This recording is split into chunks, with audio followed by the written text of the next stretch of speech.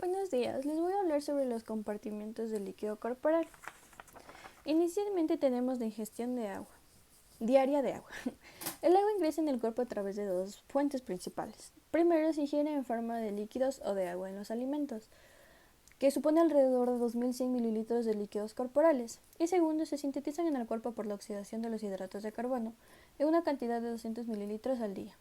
Estos mecanismos proporcionan un ingreso total de agua en el cuerpo de unos 2.300 mililitros al día. Sin embargo, la ingestión de agua es muy variable entre diferentes personas, incluso en la misma persona en diferentes días, ya que esto funciona con los cambios de clima, los hábitos e incluso el grado de actividad física. La pérdida diaria de agua corporal. Tenemos la pérdida insensible de agua, pues parte de las pérdidas de agua no pueden regularse de manera precisa. Por ejemplo, los seres humanos experimentamos una pérdida de agua por evaporación de las vías aéreas y por difusión a través de la piel. A esto se le denomina pérdida insensible de agua porque no somos conscientes de ello, aunque se produzca continuamente en todos los seres humanos. Tenemos la pérdida insensible de agua a través de la piel. Es independiente de la sudoración. Esta pérdida por difusión a través de la piel es de unos 300 a 400 mililitros por día y esta pérdida minimiza la capa cornificada llena de colesterol de la piel, que constituye una barrera contra la pérdida excesiva por difusión. Tenemos también la pérdida insensible de agua a través de la vía aérea, que es de unos 300 a 400 mililitros por día. Pues a medida que el aire entra en la vía aérea, se satura de humedad hasta una presión de agua de unos 47 milímetros de mercurio, hasta que se expira. Como la presión de vapor del aire inspirado suele ser menor de 47 milímetros de mercurio, el agua se pierde continuamente a través de los pulmones con la respiración. Tenemos también la pérdida de líquido. Esto se da de tres maneras: en el sudor, en las heces y por los riñones. En el sudor, la cantidad de agua perdida por el sudor es muy variable, dependiendo de la actividad física y de la temperatura ambiental. El volumen del sudor normalmente es de unos 100 mililitros por día, pero en un clima muy cálido o durante un ejercicio muy intenso, la pérdida de líquidos en el sudor aumentará en ocasiones de 1 a 2 litros por hora. En las heces, solo se pierde normalmente una pequeña cantidad de agua de 100 mililitros al día en las heces. Esta pérdida puede aumentar varios litros al día en personas con diarrea intensa. Y por los riñones. El resto de agua de pérdida se excreta por la orina, se excreta mediante la orina por los riñones. Múltiples mecanismos controlan la intensidad de la producción de la orina. De hecho, es el medio más importante por el que el cuerpo mantiene un equilibrio entre los ingresos y las pérdidas, así como el equilibrio entre el ingreso y la salida de la mayoría de electrolitos en el cuerpo.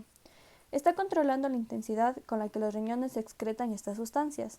Esta variabilidad en la ingestión también es cierta para la mayoría de electrolitos en el cuerpo, como el sodio, el cloro y el potasio, pues los riñones se enfrentan a la tarea de ajustar la intensidad de la excreción de agua y electrolitos para que se equipare de una manera precisa con la ingestión de sustancias, así como de compensar la pérdida excesiva de líquidos y electrolitos que se producen en ciertos estados.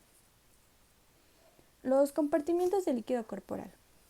El líquido corporal total se distribuye sobre todo en dos compartimientos: el líquido extracelular y el líquido intracelular. El líquido extracelular se divide en el líquido intersticial y en el plasma sanguíneo. Pero también existe otro pequeño compartimiento de líquido que se denomina líquido transcelular. Este compartimiento comprende el líquido de los espacios sinovial, peritoneal, pericárdico e intracelular, así como el líquido cefalorraquídeo. Pues suele considerarse un tipo especializado de líquido extracelular, aunque en algunos casos su composición puede diferir de forma acentuada de la del plasma o del líquido intersticial. Todos los líquidos transcelulares constituyen alrededor de 1 a 2 litros. Pues a medida que una persona envejece, el porcentaje de agua total corporal es el líquido que se reduce gradualmente. Este descenso se debe en parte al hecho de que en el envejecimiento suele acompañarse de un aumento de porcentaje del peso corporal, que es grasa, lo que reduce el porcentaje de agua en el cuerpo. Debido a que las mujeres tienen normalmente un mayor porcentaje de grasa corporal que los hombres, sus promedios totales de agua en el organismo son aproximadamente de un 50% del peso corporal. En un hombre adulto de 70 kilogramos, el agua corporal representa alrededor del 60% del peso corporal, que sería unos 42 litros, y este porcentaje también depende de la edad, el sexo y el grado de obesidad. En bebés prematuros y neonatos, el agua total en el organismo está situada entre el 70 y el 75% del peso corporal. El líquido intra y extracelular. El líquido intracelular. Unos 28 de los 42 litros de líquido corporal están contenidos por 100 billones de células que se les denomina en conjunto líquido intracelular. Por lo tanto, el líquido intracelular constituye alrededor del 40% del peso corporal total en una persona promedio. El líquido extracelular. Todos los líquidos del exterior de las células se denominan en conjunto líquido extracelular, que constituyen alrededor del 20% del peso corporal, o unos 14 litros en un hombre adulto de 70 kilogramos.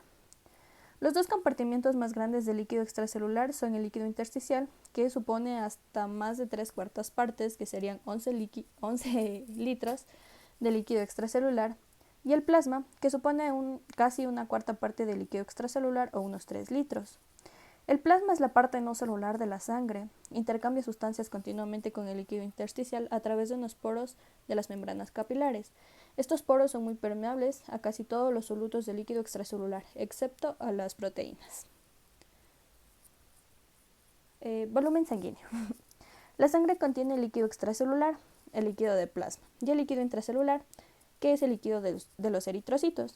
Sin embargo, la sangre se considera un compartimiento líquido separado porque éste está contenido por su propia cámara, el aparato circulatorio. El volumen sanguíneo medio de los adultos es alrededor del 7% del peso corporal, unos 5 litros, y alrededor del 60% de la sangre es el plasma, y el 40% son los eritrocitos. Pero estos porcentajes pueden variar considerablemente en diferentes personas dependiendo el sexo, el peso y otros factores. Tenemos también el hematocrito, que es el volumen del conjunto de los eritrocitos. Pues el hematocrito es la fracción de sangre compuesta de eritrocitos, lo que se determina centrifugando la sangre en un tubo, que es el tubo de hematocrito, hasta que todas las células se acumulan en el fondo.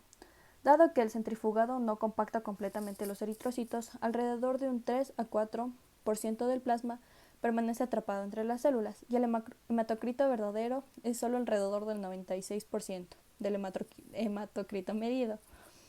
En los hombres el hematocrito medido es normalmente alrededor de 0.4 y en las mujeres alrededor de 0.36.